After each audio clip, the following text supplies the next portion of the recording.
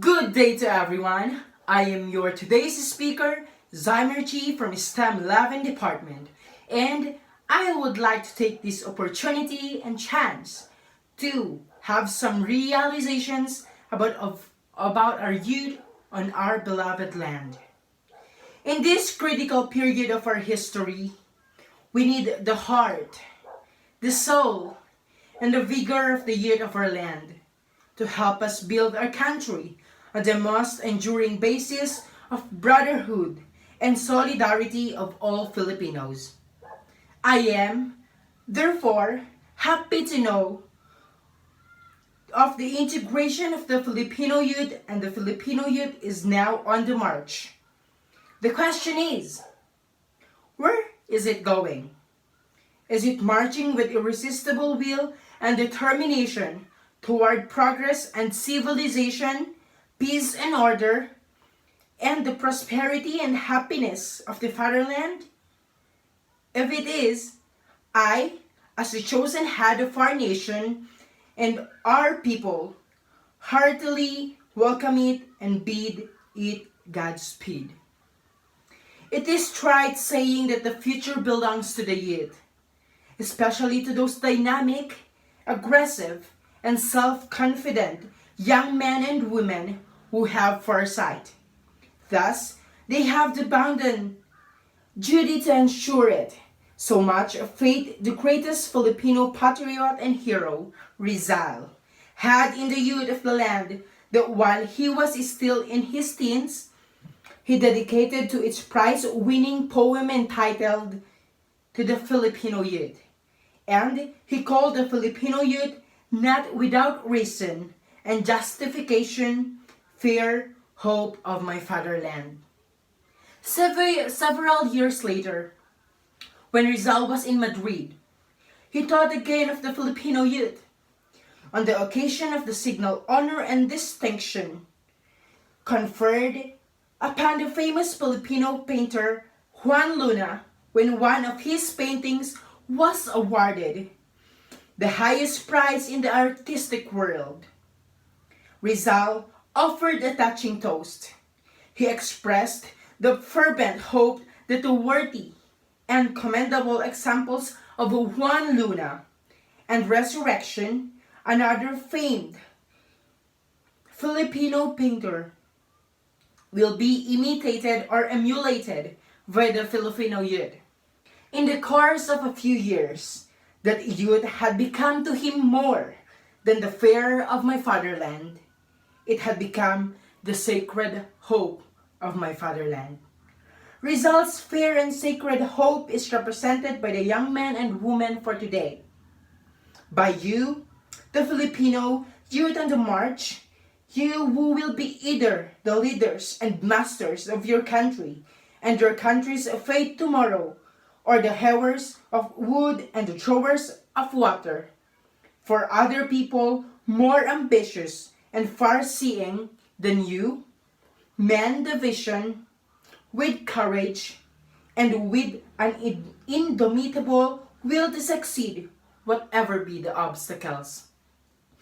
Inspired by the same noble sentiment, the late Dr. Rafael Palma, builder of the University of the Philippines, dedicated to the same youth, to the same fear and sacred hope of the fatherland. His last work and masterpiece, his life-size biography of Rizal. In his dedicatory remarks, he gave voice to his abiding faith and confidence in the ability of the Filipino young men and women to make good. Have they made good, or are they making good? Where Rizal living today would be proud of them? Would he say, if he could see them from beyond to the tomb, that he did not die in vain? That his country's sacred and beautiful hope has not disappointed him, and those who like him had given their full measure of sacrifice for the glory of their fatherland? How fare the youth of the land? Are they planting the seeds that will make their country great? Do they realize the serious problems that now confront the Republic of the Philippines, which is their republic? And are they contributing to the fullest extent to the solution of such problems? Are they putting their strong and broad shoulders on the wheel of progress and prosperity? Are they helping actively in the complete restoration of peace and order in their country and in the gigantic reconstruction work which both the people and the government must undertake? Are they doing their duty as citizens of the Republic, working for the common happiness and welfare of their respective communities? As you sow, so shall you reap.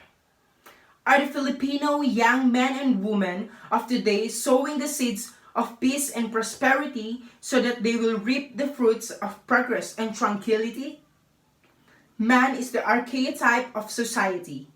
Both society and the nation grow as the individual grows.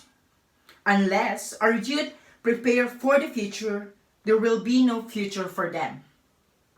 I want to let those who deny us every feeling of patriotism, wrote Rizal, that we know how to die for our duty and for our convictions. What matters that if one dies for what one loves, for one's country, feel and cherish it? Isagani, one of the youthful character that stand out in bold relief in Rizal's Noli, once called on one of the leading lawyers in Manila for an advice. The lawyer advised Isagani to follow the line of least resistance. Why fight? Why think? He argued. When somebody else will do the fighting and thinking for you. Prosperity, happiness, and peace of mind, the legal advisor pointed out, lie in the direction of the current.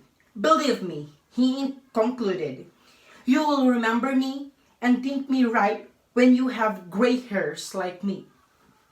What was Isagani's retort? When I have gray hairs like yours, he answered, and I'll look back upon my past and see that I had worked only for myself, without having done what I could well have done and should have done for the country, which has given me everything. Then, every gray hair of mine will be for me a thorn, and instead of being proud of my gray hairs, I shall be ashamed of them. Do the Filipino youth today talk and feel the way?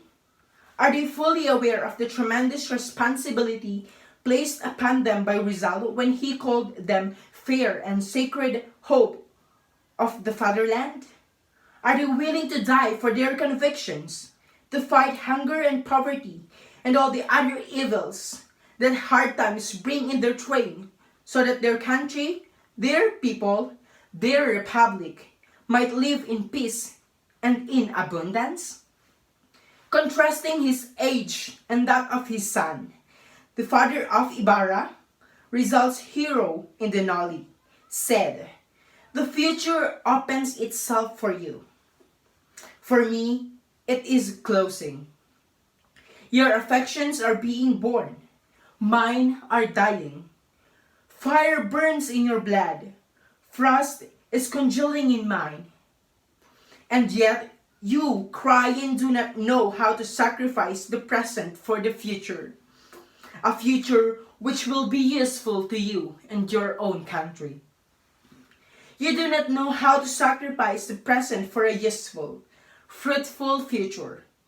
Surely, the youth of today cannot and will not accept the serious change. They cannot and will not disappoint the greatest hero, martyr, and model. They are ready and willing, I take it, to do their part, to work with their duty, constituted leaders for the salvation of their country, especially during these days of supreme ordeal when the fate of the Philippines is at stake as a result of the scarcity of food and the continued pernicious and disloyal activities of some of our citizens.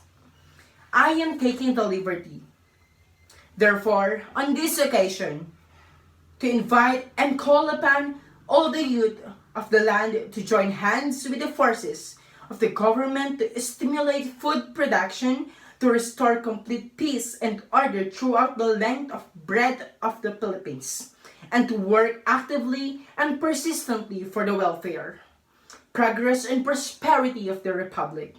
The Republic is not of this generation to keep, but it is particularly to the young generation and future generations to preserve and to enjoy.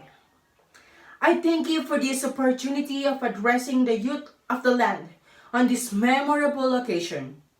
I shall be happy to say a few words to you later in connection with the integration movement of the Filipino youth, not only in the public and private schools, but of all Filipino young men and women all over the islands, so that the youth of the land may be not only a strong factor in supporting this government and in making the Republic an enduring nation, but also so that with the help and cooperation and loyalty of the Filipino youth,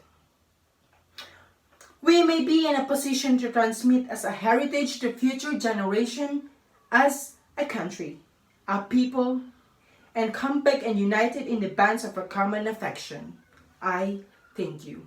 Again, I am your speaker for today, Zymer G from STEM 11 Diamond, delivering the speech of His Excellency, Youth of my beloved land. Thank you.